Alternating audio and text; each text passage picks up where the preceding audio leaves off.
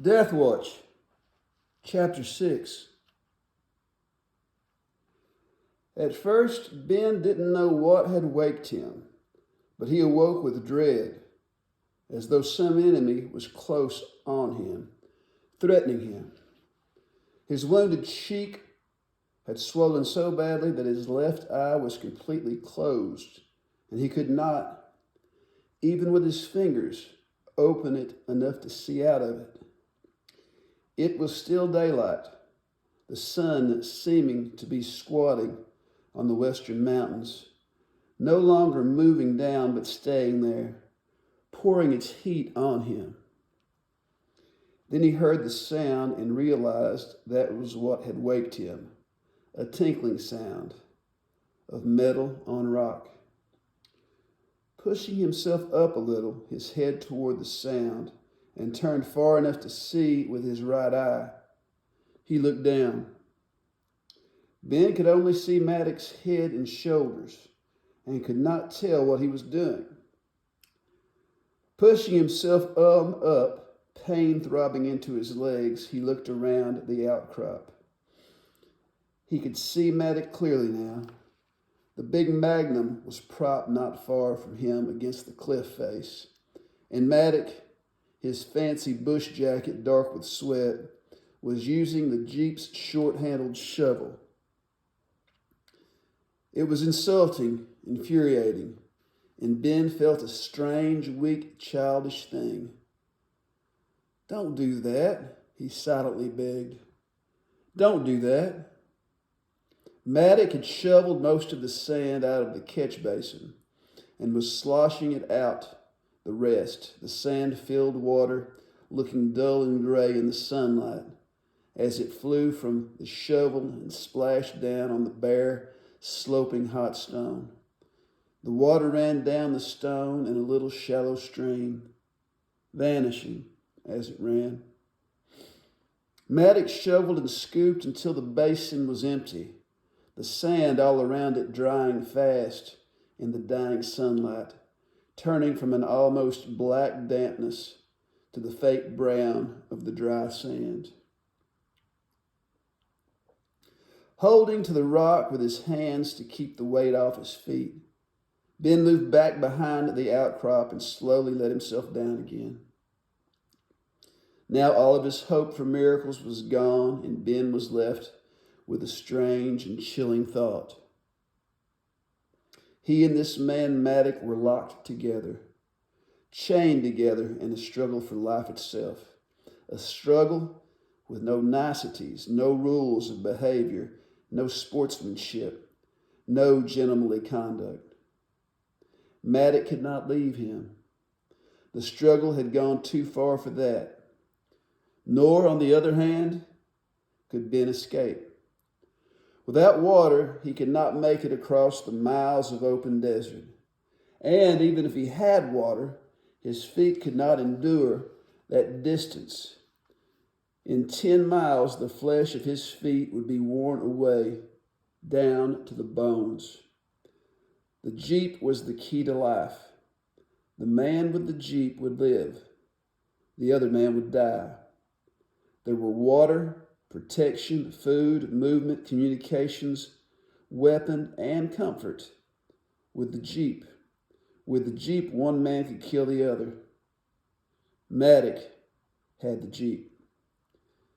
Ben sat watching Maddox walking back to the Jeep, the gun over one shoulder, the shovel swinging in his hand. He looked so satisfied with himself, so jaunty in that cocked-up Australian hat. Ben had been close to death a few times, on highways, on a high crag, once in a helicopter when the rotor clipped a treetop. The closest could be measured in inches or seconds, and death had gone past him before he actually recognized how close it had been. At those times, the fear came after death had gone, and he could, in safety, think back to what might have happened. Now it was different. Death was close, and he knew that. But now he had time.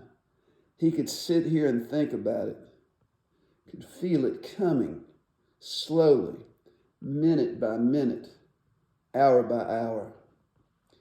In his mouth and throat, he could feel death as a strange, unwettable dryness, which his saliva could not diminish.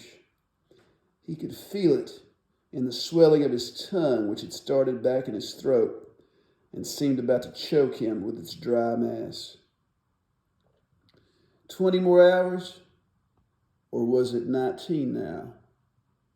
The sun had finally started moving down behind those huge mountains to the west. Like a hand stretched out to help him along, thin, almost rectangular shadow came steadily across the desert toward him. Ben followed the movement of the shadow with his eyes. 300 million years ago, the place where he now sat had been submerged beneath an inland sea, and the plateau at the foot of the mountains had been a great marsh covered with weird and enormous mosses and ferns. Then the first animals with backbones had appeared, strange fish, and later there were reptiles in the swamps.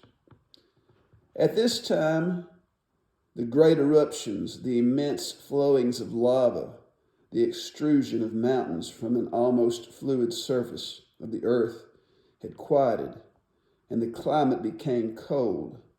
All the northern world lay under thousands of feet of solid ice.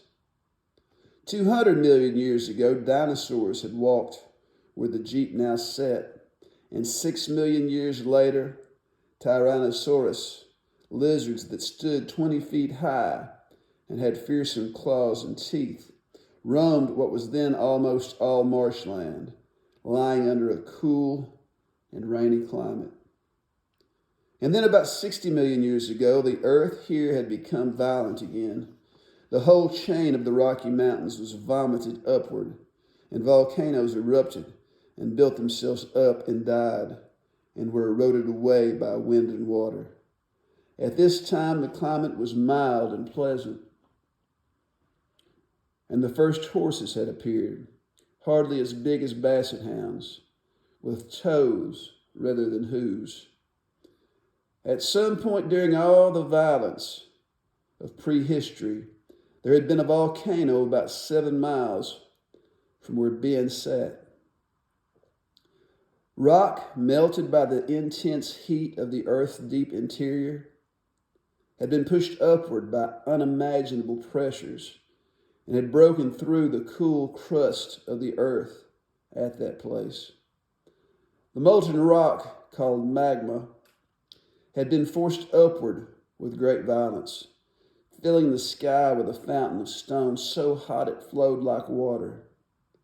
And, like water, the stone had fallen back around the hole in the earth, slowly forming a cone of cooling rock, building up layer by layer into a conical shape of a volcano. Even as this mountain of once molten rock was forming, magma continued to be pushed upward, not only through the hole in the earth, but on up through the hole in the conical mountain. Gradually then, as the pressure beneath the earth diminished, a solid core of rock filled the hole in the mountain. This rock, because it cooled more slowly than the lava exposed on all sides to the outside climate, formed a harder, more dense stone, basalt. As the volcano died, the winds, loaded with fine particles of sand and pumice from the volcanoes, began to erode its conical sides, and rain ran down the slopes, washing them slowly away, and cold, which froze the water caught in stone, cracks split and splintered the surface, and the sea rose and lapped at the top of the basalt core. Until, at last, there was nothing left of the high, conical lava mountain except this core, the plug of the volcano. It towered straight up from the floor of the desert, steep-sided, erect, slender. a monument to those ancient times of violence, a tombstone. And its shadow beckoned him. Its shape haunted his mind. Ben estimated the butte to be about 400 feet tall and half a mile in circumference. In some places, enormous, almost flat-surfaced slabs had been broken away and lay scattered on the desert below, making a rubble of stone called breccia around the base. The breaking away of these thin slabs had left flat ledges, like giant steps up the sides of the butte, and other erosive elements, such as the cold of the glacial period, had split the surface stone, leaving long perpendicular cracks in the sides. The top of the butte had been worn flat.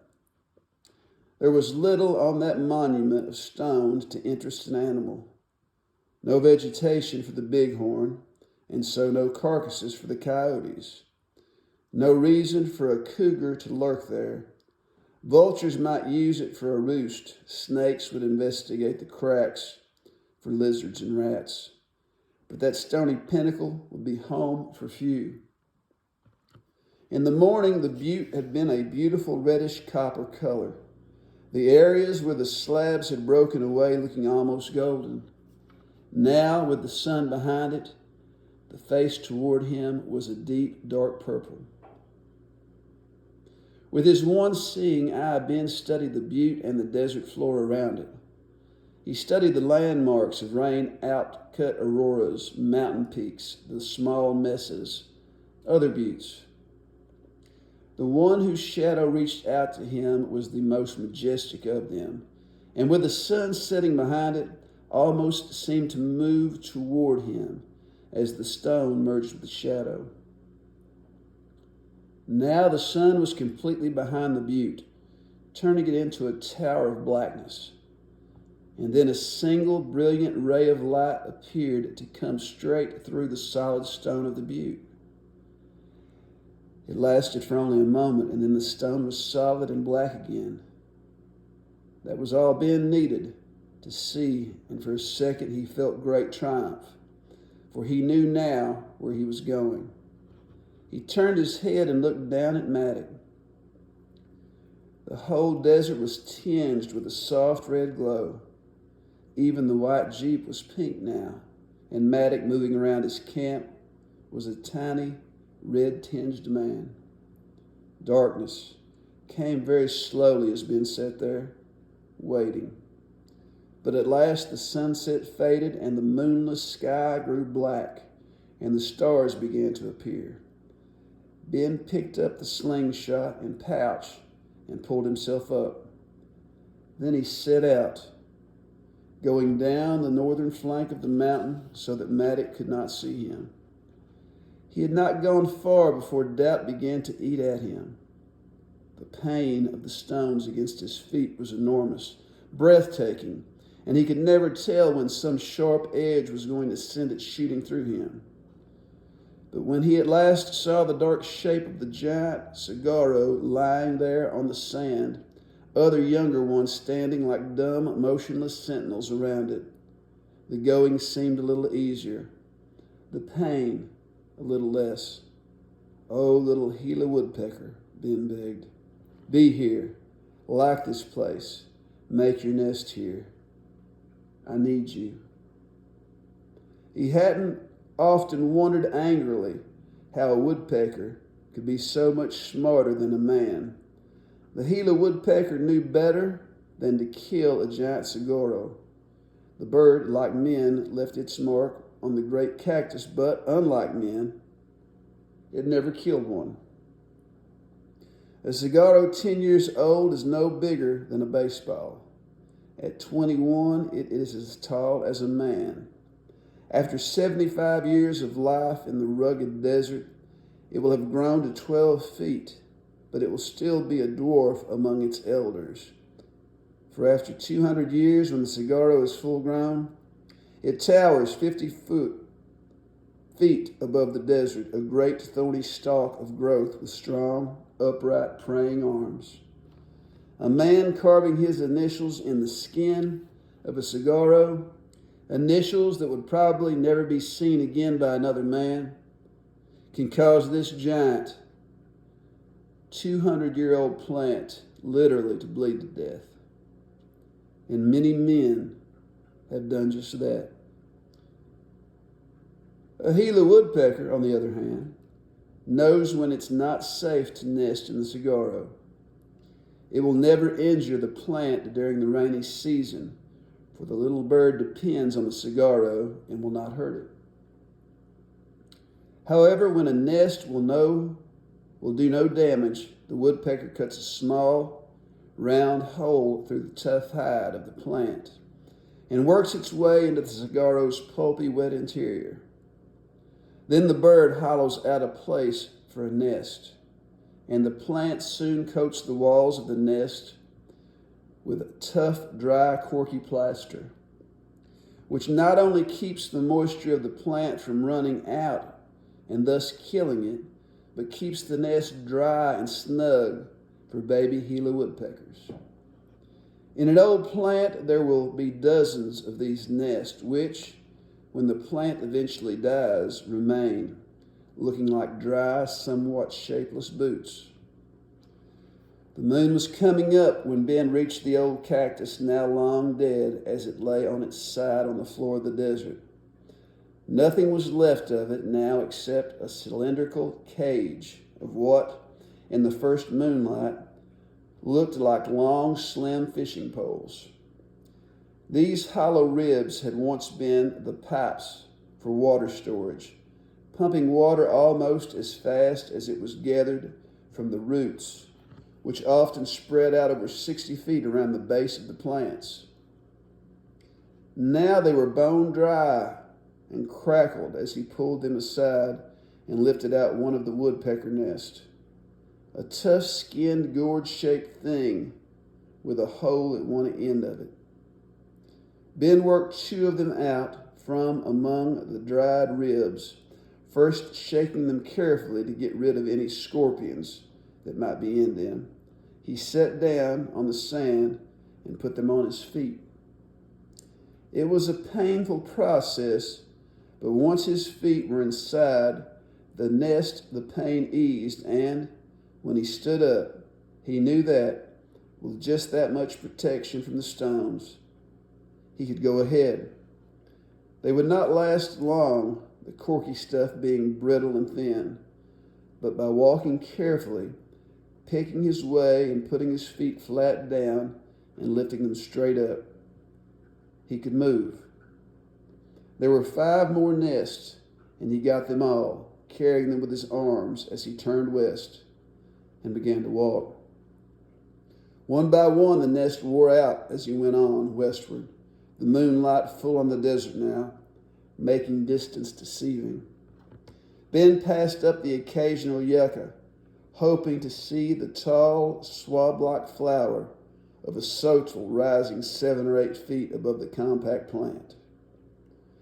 He had almost given up hope of finding one, and now barefooted again, the last nest worn through, was heading for a yucca when he saw the swab over to his right, the flower stalk standing, straight and motionless, shaped like an oversized bottle brush. Neither the stool nor the yucca are cacti, but are of the lily family. However, the sotel doesn't have the vicious thorn at the end of its leaves that had given the yucca the name Spanish bayonet, and the leaves are tougher. It was a good young plant, and Ben went to work with it. Tearing off a few of the older leaves, he sat down with them and stripped them of their outer edges, which were barbed the entire length of the leaf so that they made a sort of double-edged bandsaw blade. The sharp edges gone, he continued to work with the leaf, pulling off half-inch wide strips and laying them in a pile. When he had enough, he took new leaves and tore them into wider bands. These he wove together, layer on layer, each layer laced to the other with the thinner strips. When the foot-shaped pad was an inch thick, he wove the thin laces across it and then continued adding layers of woven leaf. At last, he had 2 clumsy sandals, thick-soled with laces of leaf strips, which he tied around his feet and ankles. They were painful to walk in, but not nearly as painful as being barefoot among the stones. Gathering more of the leaves, he strung them together and started out again, carrying the bundle of leaves by a knotted strip. He went on westward toward the butte, the moon now setting, the night far advanced. Added to the pain of his feet was the increasing pain of thirst. His tongue was very dry and felt as though it had cracked open in places. It filled his entire mouth, a great stiff swollen mass that pressed against his lips. His throat felt hot and as though coated with dust, and the pain in it came in slow, long-lasting throbs, each one seeming more intense than the one before. In the fading moonlight, the butte seemed as distant as the far mountains, and there was no shadow from it on the desert now. It was still far away, standing silent and somehow sullen in the empty desert. It looked ominous and black, threatening and forbidding. He had to stop occasionally to replace the thongs which kept breaking. At each stop, he could see that the layer of woven leaves between his feet and the stones was thinner. He had hoped to have covered more ground in the cool of the night, but as he walked on, he knew that he would be lucky to reach the area of Brescia by dawn. At this slow pace, he might even still be walking in the desert, perfectly visible to Maddock from his vantage point on the cut terrace. There was nothing to gain by turning back and climbing again into the low mountains. He would die there as surely as he would die in the Brescia. There was nothing to do but go on, but not at this slow pace. It took all his willpower and all his strength to force himself to start running.